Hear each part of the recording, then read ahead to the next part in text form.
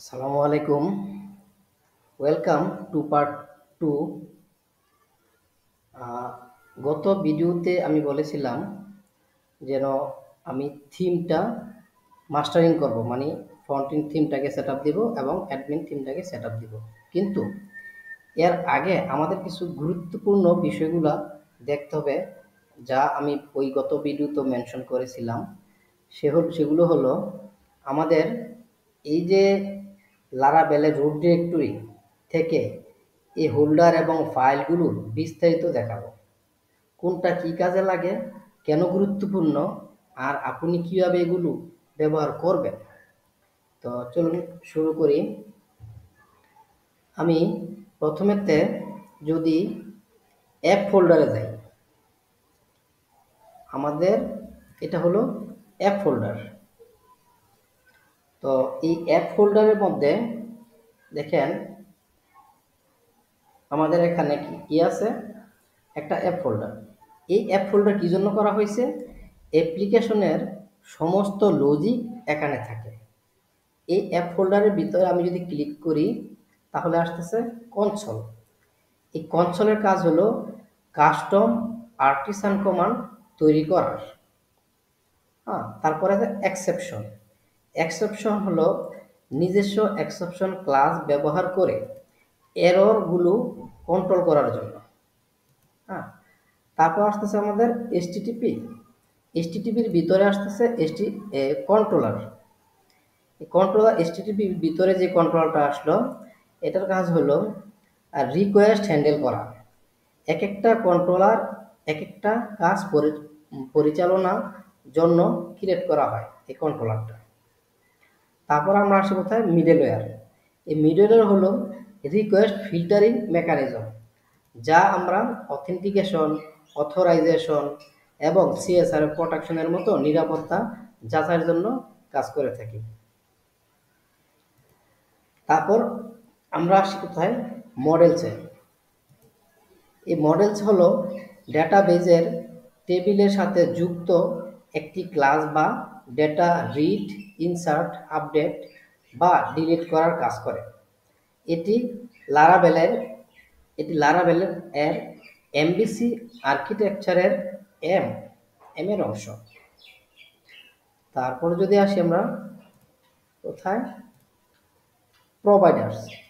Providers হলো লারাভেলের একটি system যা অ্যাপ্লিকেশন বুটস্ট্র্যাপিং বা শুরুতেই প্রয়োজনীয় সেটআপগুলো করে, যেমন সার্ভিস রেজিস্টার করা, ইভেন্ট বাইন্ডিং করা, কনফিগারেশন লোড করা ইত্যাদি।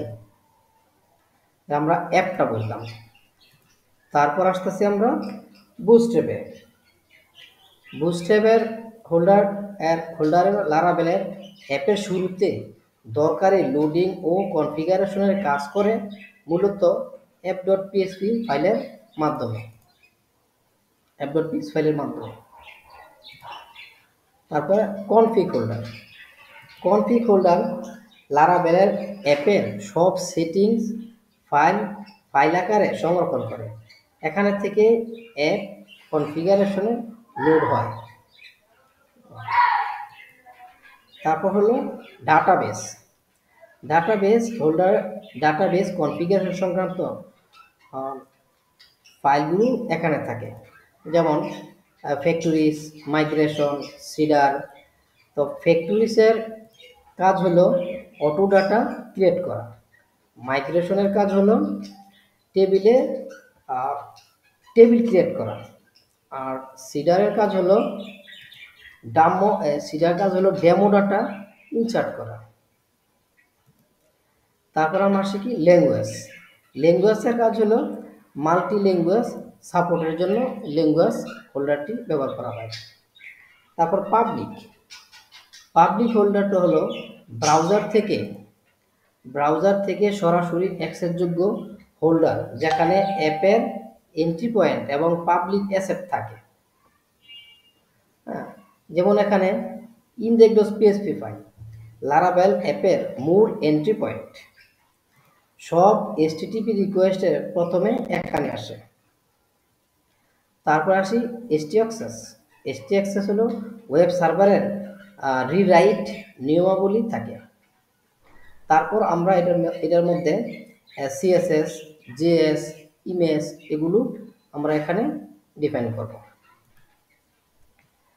তারপর আসতেছি রিসোর্স ফোল্ডার। রিসোর্স ফোল্ডারে এটা হলো অ্যাপের ভিউ, যেখানে যা সমস্ত র ফ্রন্ট এন্ড অ্যাসেট এই হোল্ডারে থাকে। যেমন সিএসএস ফাইল ফাইল স্টাইল ফাইলগুলো থাকে এখানে, বা বাইট কম্প্যাক্ট দিয়ে কম্পাইল হয়। আর জেএস এখানে ভিউ বা রিয়েক্ট যেটা বা জাভা স্ক্রিপ্টগুলো এখানে থাকে। ভিউতে থাকে আমাদের ব্লেড টেমপ্লেট যে ফাইলগুলো আমরা ব্লেড করব সেগুলো এখানে থাকে। আমরা স্টেপ বাই স্টেপ যখন করব আরও ক্লিয়ার বুঝতে পারবে। তারপরে আমরা আসি রাউটে যখন যাব, এখানে অ্যাপের সকল রাউট ডিফাইন করা হয়। যেমন web.php ওয়েব ব্রাউজারে ভিত্তিক রুট, সেশন, কুকি সাপোর্ট করে। API.php এর জন্য স্টেটলেস রুট, সাধারণত জেসন ফরম্যাট রেসপন্স করে দেয়। তারপর আসে channels.php, এটা লারাভেলের ব্রডকাস্টিং চ্যানেলের জন্য। console.php এটা CLI ভিত্তিক রাউট, যেমন আর্টিসান কমান্ড পরিচালনায় গেলে কি হবে সেটা বলে। তারপর আমরা আসতেছি কোথায়, স্টোরেজ হোল্ডার লারাভেল অ্যাপ্লিকেশনের জন্য প্রয়োজনীয় তথ্য সংরক্ষণ, cache memory, log file, session এবং ফাইল আপলোডের হ্যান্ডেল করে স্টোরেজে। আর টেস্ট হোল্ডারে কোড টেস্ট করা ফাইল থাকে এখানে।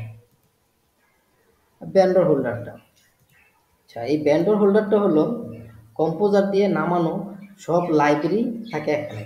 লারাভেল ফ্রেমওয়ার্ক সহ সকল কম্পোজারের প্যাকেজ এখানে থাকে। তবে এই হোল্ডারে কোনো ফাইল কখনই মডিফাই করা আমাদের উচিত নয়।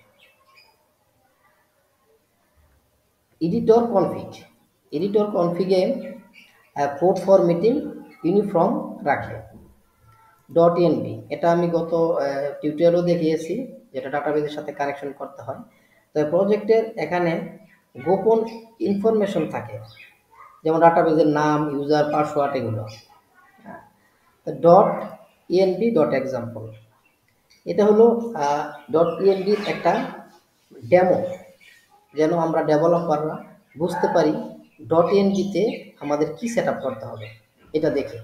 কারণ আমরা যখন গিটহাব অথবা গিটল্যাব থেকে প্রজেক্ট ডাউনলোড করি বা ক্লোন করি, তখন env-টা থাকে না, .env এক্সাম্পল থাকে। এটা থেকে কপি করে আমাদের আবার ওই .env-টা ক্রিয়েট করতে হয়।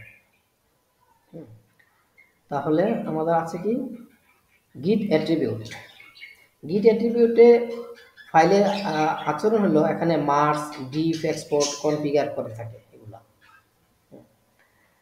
তারপরে গিট ইগনোর সাধারণত আমরা বলে দেই কোন ফাইলটা ভার্সন কন্ট্রোলে অ্যাড হবে না, এটার জন্য গিট ইগনোরটা ইউজ করে। আর্টিসানটা মূলত ওই যে আমাদের কমান্ড লাইনের জন্য, যারা PHP আর্টিসান সার্ভ করি ওইগুলোর জন্য। আর কম্পোজার জেসন ফাইলটা হলো লারাভেলের ডিপেন্ডেন্সিগুলোকে ম্যানেজ করে এখানে। যেমন নতুন একটা প্যাকেজ যদি আমরা ইনস্টল করতে করি সেটা এখানে অ্যাড হয়। কম্পোজার লগ ফাইলের কাজ হলো এটি অটো জেনারেট ফাইল, যা কম্পোজার জেসন অনুযায়ী আপনার প্রজেক্টে ইনস্টল হওয়া নির্ভুল ভার্সনের ডিপেন্ডেন্সিগুলোর তালিকার সংরক্ষণ করে এখানে। প্যাকেজ.json ফাইলের মূল কাজ হলো জাভাস্ক্রিপ্ট npm প্যাকেজগুলো ম্যানেজ করা এবং নতুন প্যাকেজ ইনস্টল করার পর তা এতে যুক্ত হয়। PHP unit.xml টেস্টিং ফ্রেমওয়ার্কের জন্য একটি কনফিগারেশন ফাইল। এটি লারাভেলের ফিচার ইউনিট টেস্ট চালানোর সময় কীভাবে আচরণ করবে তা নির্ধারণ করে। আর readme.md-টা হলো আমাদের ডকুমেন্টেশনের জন্য। মূলত আমরা প্রজেক্টের ব্রিফ, ডেসক্রিপশন, ডকুমেন্টেশন এগুলো লেখার জন্য। এই ভিডিওর এমডিটা। আর বাইট কনফিগ হলো লারাভেল ভিউ অর কনফিগারেশন অথবা কনফিগারেশনের সিএসএস জেএস বান্ডেল করতে ইউজ হয় এটা। তো মেনলি এটার যে ওভারভিউটা দিলাম, তবে লারাভেলের এই প্রতিটা হোল্ডার ও ফাইল একটা অ্যাপ্লিকেশনের জন্য অনেক গুরুত্বপূর্ণ। তাই আপনি লারাভেল ওয়েবসাইট থেকে ডিরেক্টরি স্ট্রাকচারে যাবেন। যেমন আমি যদি যাই ডিরেক্টরি স্ট্রাকচারে laravel.com হোল্ডার গিয়ে ডিরেক্টরি স্ট্রাকচারে গেলে আপনি আরও ক্লিয়ার বুঝতে পারবেন এবং আরও বোঝার দরকার আছে কোন ফাইলটা কোন হোল্ডারটা কি কাজ করতেছে, এগুলো আমাদের আরও ক্লিয়ারলি জানার দরকার আছে। এগুলা ভালো করে বাড়িতে একটু পড়তে হবে এবং বুঝতে হবে।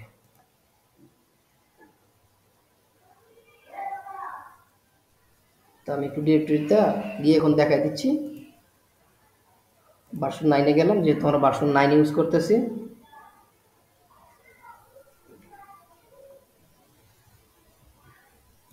ডিরেক্টরি স্ট্রাকচার, এই যে ডিরেক্টরি স্ট্রাকচারে এখানে দেখেন এই যে অ্যাপ, বুস্ট্র্যাপ, প্রতিটা হোল্ডারের ডিরেক্টরি সবগুলোই স্টেপ বাই স্টেপ সুন্দরভাবে গুছিয়ে দেওয়া আছে। এগুলো পড়তে হবে এবং আরও ডিপলি আন্ডারস্ট্যান্ড করতে হবে। তো আজকে এই ওভারভিউটা এ পর্যন্তই রাখলাম। পরবর্তী ভিডিওতে আমি মাস্টারিংটা নিয়ে আসব। আশা করি এই ভিডিওটা ভালো করে একটু বুঝবেন। ফাইল হোল্ডারগুলা কোথায় কি কোনটা আছে এগুলা সবগুলা ক্লিক করে করে প্রতিটা ফাইল দেখবেন। হ্যাঁ, কোনটা কোথায় কি আছে না আছে এই সবগুলা দেখবেন। আমি তো শর্টলি করলাম, আপনারা আরেকটু ডিপলি সবগুলা ঘেটে ঘেটে দেখবেন। আমি পরবর্তী টিউটোরিয়ালে এখানে আমি এই থিম কি বলে ফ্রন্ট এন্ড থিম এবং ব্যাক এন্ড থিমটা আমি মাস্টারিং করে সেটাকে রান করার চেষ্টা করব। ধন্যবাদ। আশা করি সবাই ভালো থাকবেন ইনশাআল্লাহ। আসসালামু আলাইকুম।